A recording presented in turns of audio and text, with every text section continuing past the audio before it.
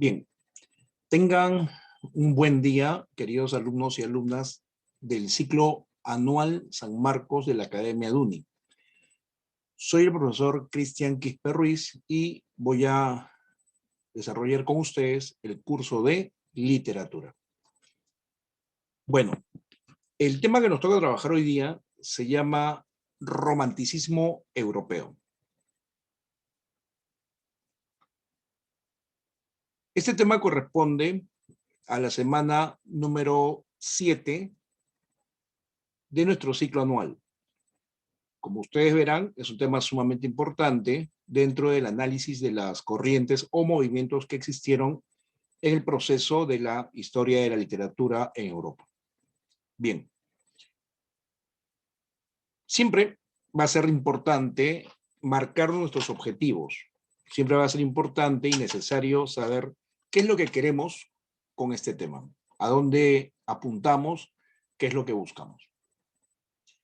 El primer objetivo que nos hemos planteado sería definir el romanticismo en Europa a partir de sus características principales.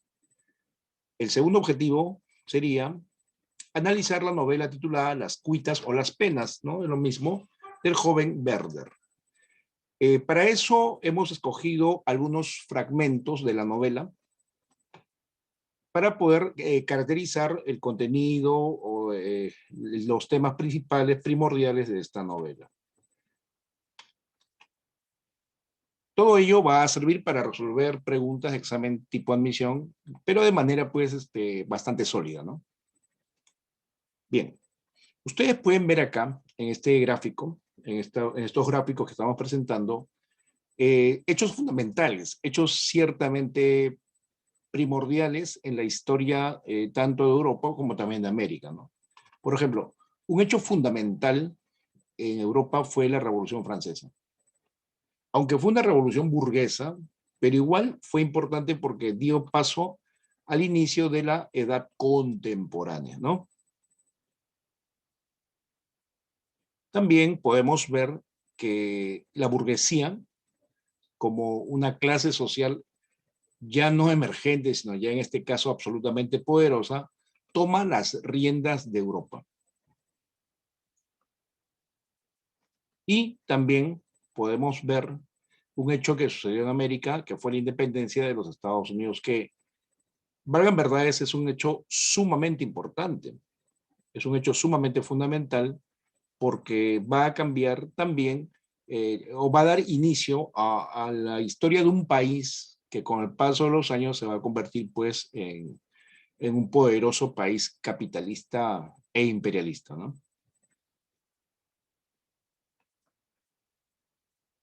Analicemos pues las características de los románticos, de la literatura romántica en sí, ¿no?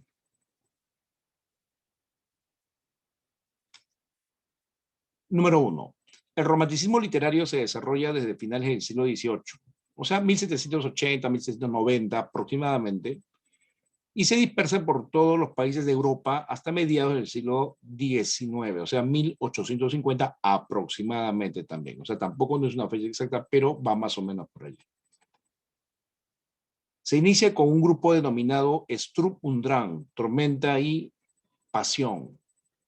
Es una escuela que se desarrolló en Alemania. Por eso algunos autores, bueno, la mayoría, coinciden que el romanticismo se inicia en Alemania. Claro que también hay voces discordantes que dicen que el romanticismo empezó en Inglaterra o tal vez la otra que fue paralelamente, ¿no? Ya por una convención, por un acuerdo, quedamos en que se inicia en Alemania, con la escuela llamada Sturm und Drang, o sea, tormenta y pasión.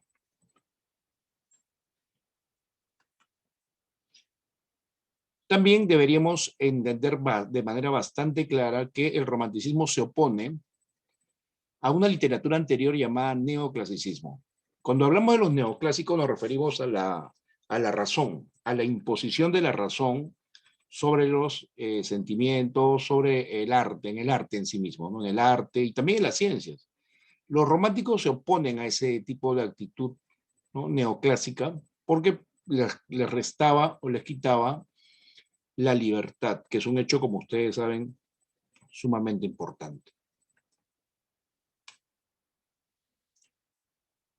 Los románticos se caracterizan por su entrega a la imaginación, a la subjetividad, a la exaltación de los sentimientos que están asociados a la naturaleza.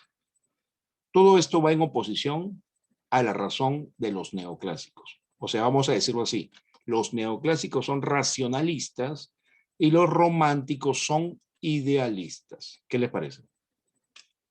También podríamos decir que los románticos tienen cierta tendencia, cierta inclinación por el nacionalismo. Claro, suena un poco extraño, ¿no? Pero sí es verdad que tuvieron una inclinación porque revaloraron lo popular, o sea, los cuentos, las canciones, las historias legendarias de los pueblos europeos antiguos. O sea, hay una asociación con ese tema de recoger mitos, leyendas, lo antiguo, sobre todo de la época medieval. Hay una explicación allí. Lo que pasa es que los románticos se eluden la realidad inmediata y se van hacia el pasado, específicamente el pasado medieval.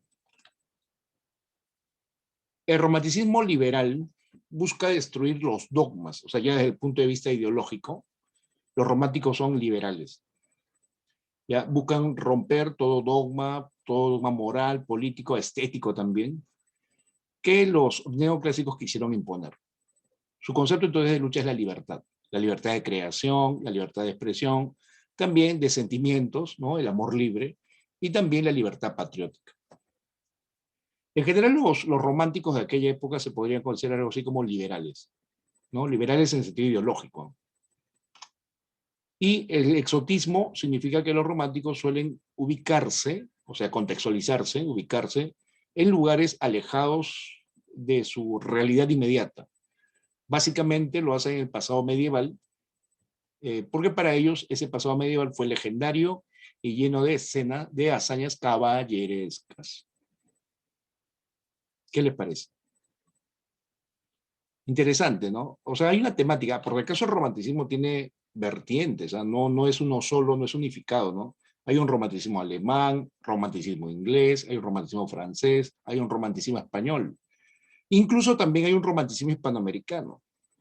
O sea, todos ellos tenían elementos que los conectaban, pero cada uno de acuerdo a su realidad histórico-contextual.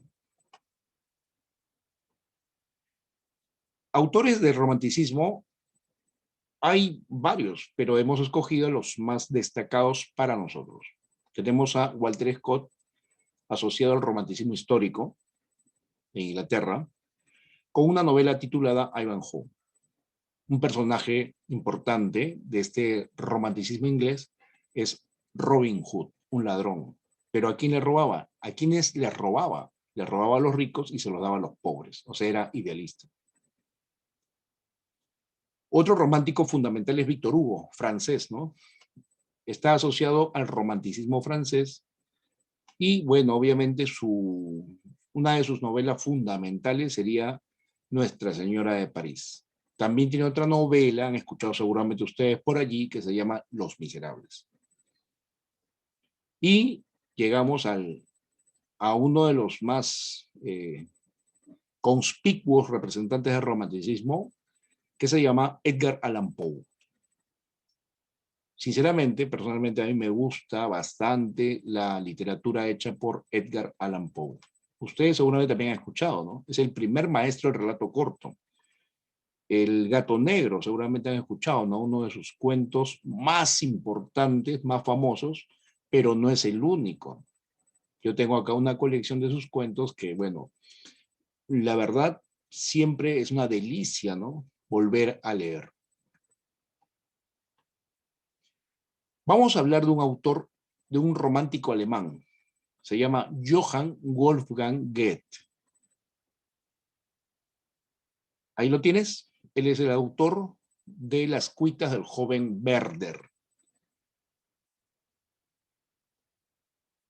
Nació en el seno de una familia burguesa, o sea, una familia acomodada, ¿no? Económicamente hablando, una familia bastante posicionada, con una educación bastante elevada, ¿no?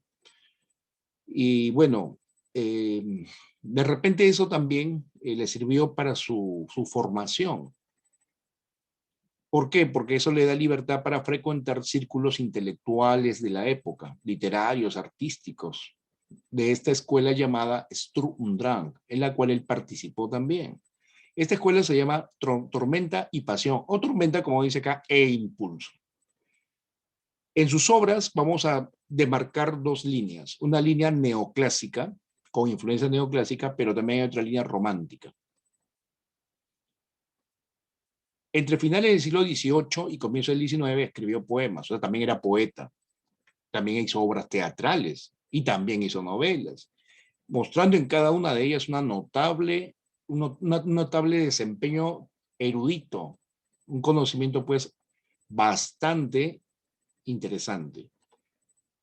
Entre otras obras podemos mencionar Los años de aprendizaje de Wilhelm Meister y una obra que, bueno, es históricamente conocida a nivel mundial, la obra titulada Fausto.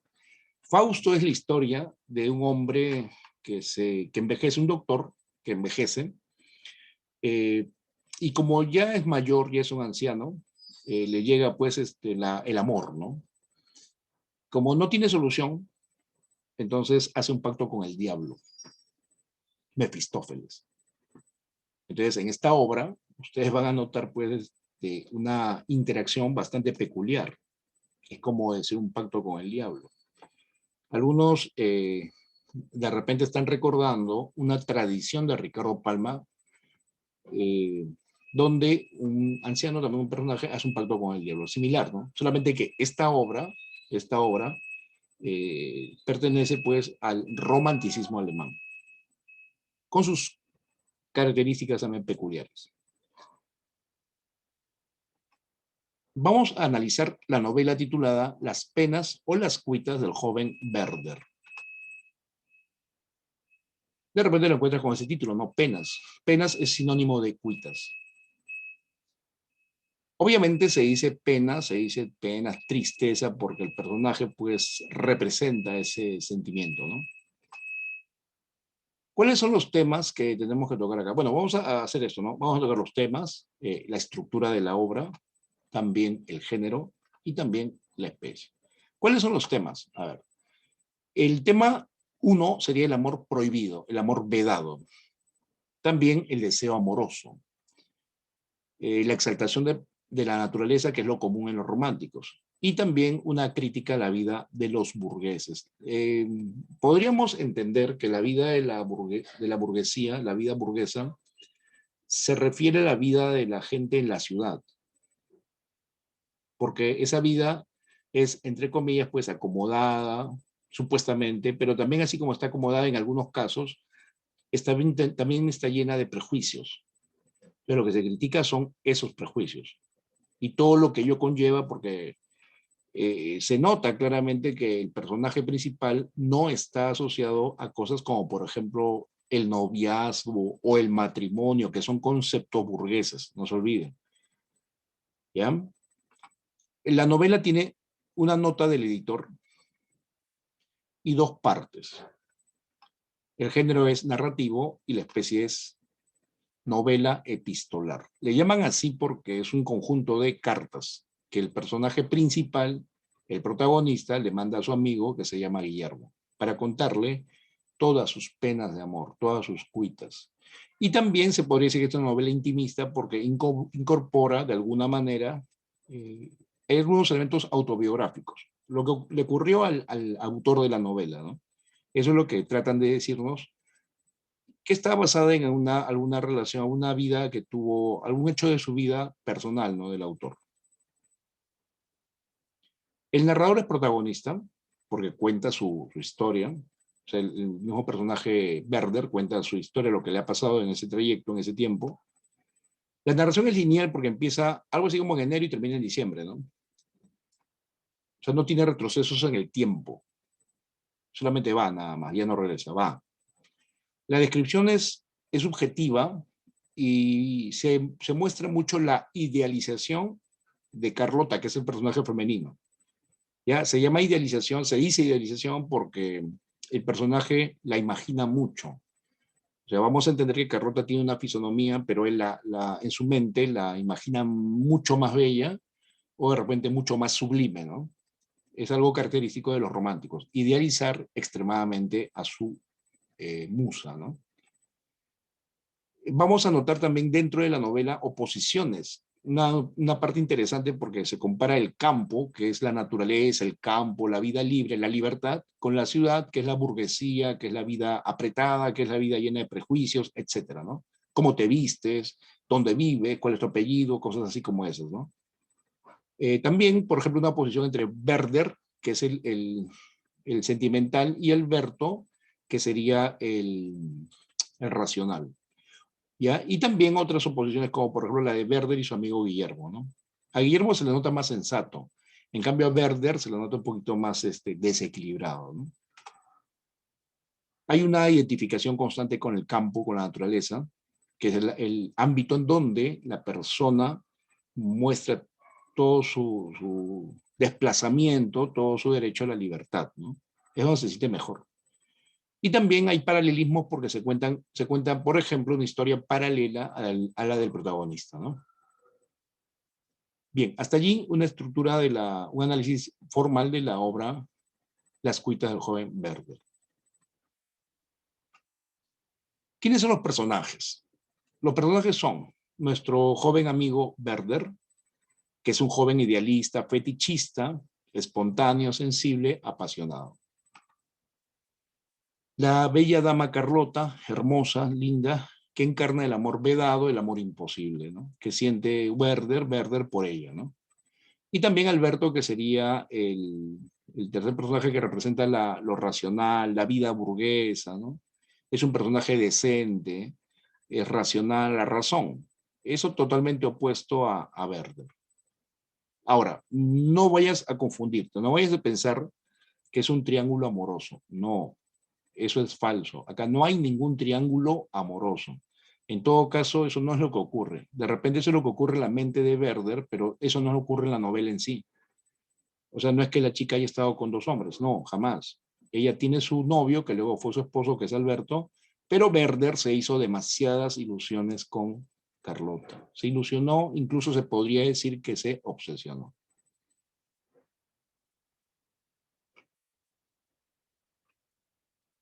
Primera parte. En esta primera parte vamos a encontrar una, una nota de un editor, un supuesto editor, ¿no? O sea, es el mismo autor que se hace pasar por un editor para dar pues cierto detalle de veracidad a la historia, ¿no?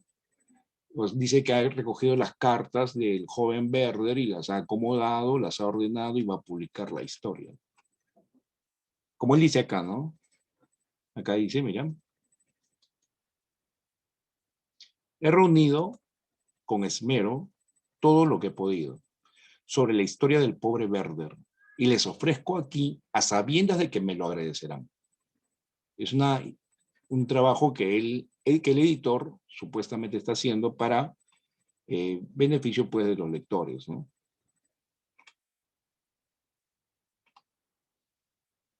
Bueno, Werder le escribe a su amigo Guillermo a través de sus cartas y le cuenta lo que le va sucediendo en aquellos momentos, ¿no? En esos momentos de tristeza. Se ha ido a vivir a un pueblo para dejar su pasado atrás. Parece que ha tenido problemas en la ciudad y ha preferido irse a un pueblo para olvidarse esos momentos de tensión, de molestia, de estrés que vivía pues en la ciudad. Y también para inspirarse y hacer sus pinturas y también sus poemas, ¿no? Werder es una persona muy sensible, una persona que ama la naturaleza. Es un romántico. Él escribe, el 4 de mayo de 1771 escribe, qué contento estoy de haberme marchado. Querido amigo, lo que es el corazón del hombre, abandonarte a ti, a quien tanto quiero y de quien yo era inseparable, y estar contento. Eso es lo que le escribe Werder a su amigo. Bueno, en la obra en alemán se dice Wilhelm, pero Wilhelm es Guillermo, pues, ¿no? También le escribe, por cierto, aquí me encuentro muy bien. La soledad es un bálsamo exquisito para mi corazón. Qué bonito suena eso, ¿no? A ver, vamos a revisar de nuevo. Por cierto, aquí me encuentro muy bien. La soledad es un bálsamo exquisito para mi corazón. Qué bien suena, ¿no? En esta comarca paradisíaca significa un paraíso, ¿no? Entonces se siente muy bien, se siente muy cómodo en el pueblo, ¿no? Ahí en la naturaleza, ¿no? Pero bueno, no todo va a ser felicidad en general, porque un día es invitado a una fiesta del pueblo y la pareja de esa noche le pide recoger a una amiga que se llama Charlotte, Carlota o como él le llama Lot. Entonces, Werder la ve, va a buscar a la chica y la ve. Mira, acá está. Es la escena en que Werder la ve y la ve a la chica, Carlota se llama, rodeada de todos sus hermanitos, quienes la quieren mucho como si fuera su mamá. Entonces, vamos a entender que Werder se sintió, que imaginó demasiado. Vamos a entender que él la, como ustedes dicen, ¿no? La alucinó, como si fuera la mamá de sus hijos. La ensalzó, la endiosó, la enalteció demasiado y se enamoró de eso. Por eso es que toda la noche en la fiesta, Werder la sacó a bailar. Y la chica aceptó. No porque la chica esté enamorada también de él, porque eso no se produjo, sino que Werder demostró pues una habilidad bastante comunicativa, ¿no? Además, cuando a uno le gusta una chica, habla perfectamente, ¿no? La sacó a bailar cada pieza de baile, cada canción, seguramente le hablaba de muchas cosas y la chica pues se sintió pues conmocionada, ¿no? Pero lo aceptó porque era normal. Ella ya tenía un novio, ya le habían dicho también a Werder que ella tenía un novio, pero como les contaba, a los románticos eso les da igual. Él siguió con lo que luego se va a convertir en una obsesión. Cuando él dice, atravesé el patio acercándome a la casa, espléndidamente construido, y no había hecho más que subir los escalones de la entrada y cruzar la puerta cuando se ofreció a mis ojos el espectáculo más encantador que he visto jamás. 6 niños de entre 2 y 11 años pululaban por la antesala en torno a una muchacha de hermosa figura y mediana estatura, que llevaba puesto un sencillo vestido blanco con unos lazos de un color rojo pálido en los brazos y el pecho. ¿Ves? O sea, la ha endiosado, la está imaginando demasiado, ¿no? Werder o Werder no toma en cuenta la advertencia que le habían hecho sus amigos. De hecho, no, esa chica tiene novio, a él le dio igual. Y la fue a visitar a Carlota a su casa. Y Carlota le abrió la puerta porque Carlota tenía este sentimiento de aquellas mujeres que estiman a personas, a los muchachos, como un amigo, como un hermano. O sea, lo llega a estimar a querer como un hermano, como un mejor amigo, ¿no? Pero nada más. Y esto se debe a que Carlota ya tenía a su novio. O sea, tenía que respetar esa convención social. Y Werder iba una y otra vez, las visitas eran constantes. Incluso cuando vuelve el novio, Alberto, vuelve de su viaje y Werder pues seguía yendo, incluso se hizo amigo de él con el fin de seguirla viendo a Carlota, pero llega un momento en el cual ya eso se vuelve insostenible, pues, ¿no? Está como quien dice tocando violín, se dice, ¿no? Ya está de más. Él mismo se da cuenta y decide irse a otro pueblo para olvidarse de la chica, pero ese fue su craso error. ¿Por qué? Porque se fue a otro pueblo y en lugar de olvidarla, la recordaba más.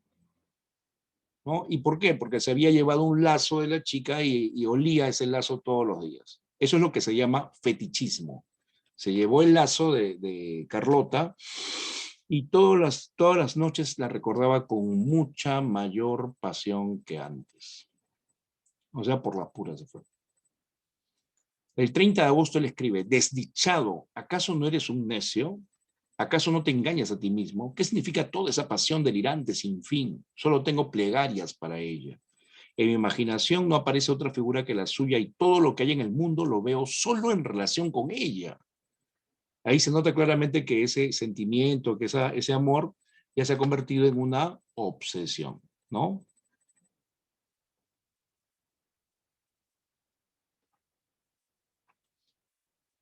Entonces decide volver y visitar la casa de Carlota, ¿no? Y tiene conversaciones con Alberto. Alberto, por un lado, presenta pues habla con él, le demuestra pues lo racional que es, Werder le demuestra lo sentimental y lo romántico que es. entre ellos hay discusiones, ¿no? Porque son personajes opuestos. Por ejemplo, en este fragmento hablan del suicidio. Werder tiene una concepción del suicidio, como decir, el que se suicida es valiente. En cambio, Alberto dice que el suicidio es para cobardes. Y así, cosas como esas que son opuestas totalmente, ¿no? En la segunda parte, vemos pues a Werder que sigue escribiendo sus cartas, se identifica con la naturaleza, prefiere vivir allí, ¿no? Prefiere esa naturaleza que está, en la que se refleja la representación de Dios y cuya belleza es capaz de apreciar su alma hipersensible, viviendo en soledad, ¿no? 8 de febrero. Cuando llueve con ganas y cae un nevazo y hiela y deshiela, ja, entonces pienso que en casa no puede estarse peor que afuera. O al revés, y eso me parece bien. Cuando por la mañana sale el sol prometiendo un día espléndido, jamás dejo de exclamar, aquí tenéis otra vez un don del cielo, para que os lo arrebatéis los unos a los otros. Esa es una posición, es una característica básica de los románticos, ¿no? Identificarse con el campo, con la naturaleza. Es algo común de los personajes románticos. También es muy interesante observar la concepción que nos muestra Werder cuando habla del sistema burgués, de la ciudad. Lo critica desde varios puntos de vista, ¿no?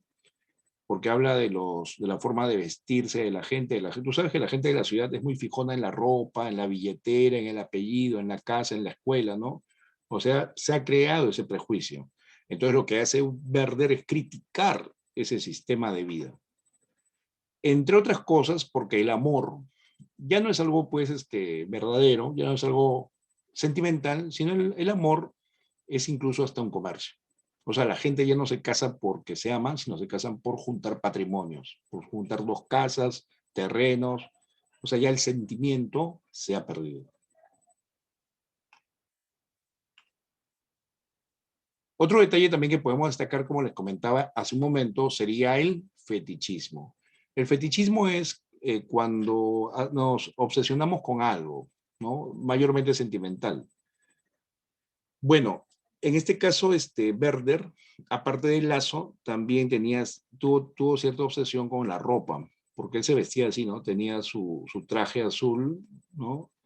Que fue el mismo traje con el cual fue a bailar con Carlota.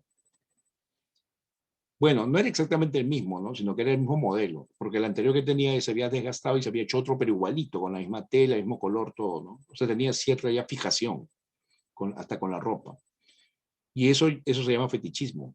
Más o menos tú lo puedes entender así como lo siguiente, ¿no? Eh, Mayormente cuando tienen sus enamorados, enamoradas, las personas, sus exparejas, la gente guarda fotos. O sea, el hecho de guardar fotos, o regalos, peluches, por ejemplo, y guardar, amontonar todo allí, para recordarlo siempre es fetichismo. Es recordar a alguien por una foto, un perfume. Eso es lo que se llama fetichismo.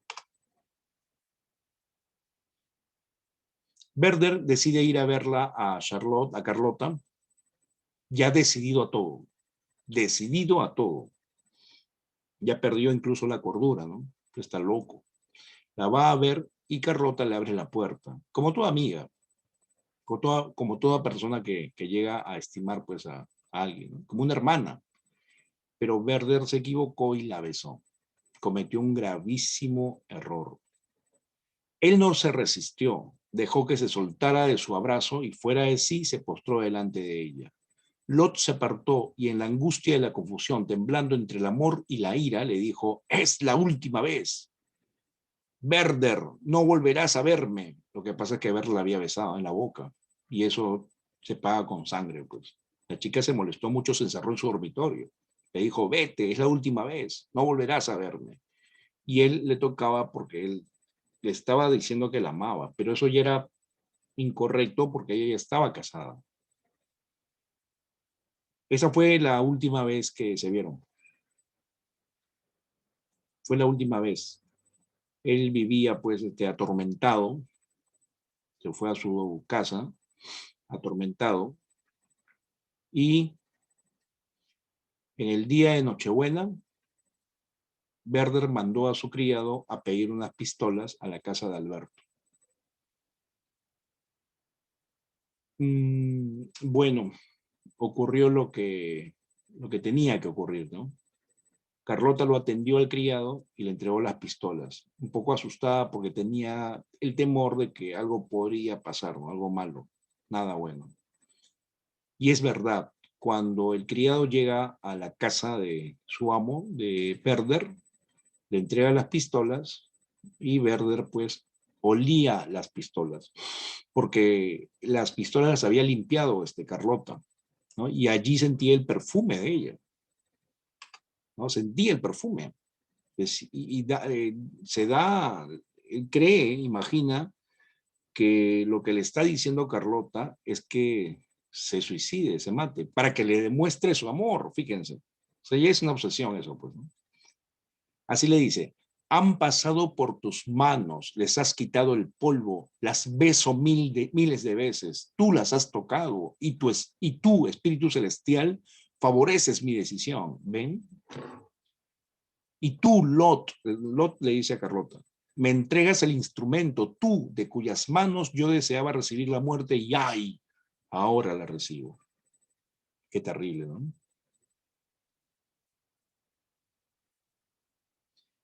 Y es verdad, pues, ¿no? Antes de que suenen las campanas de la Nochebuena, Werder se voló los sesos.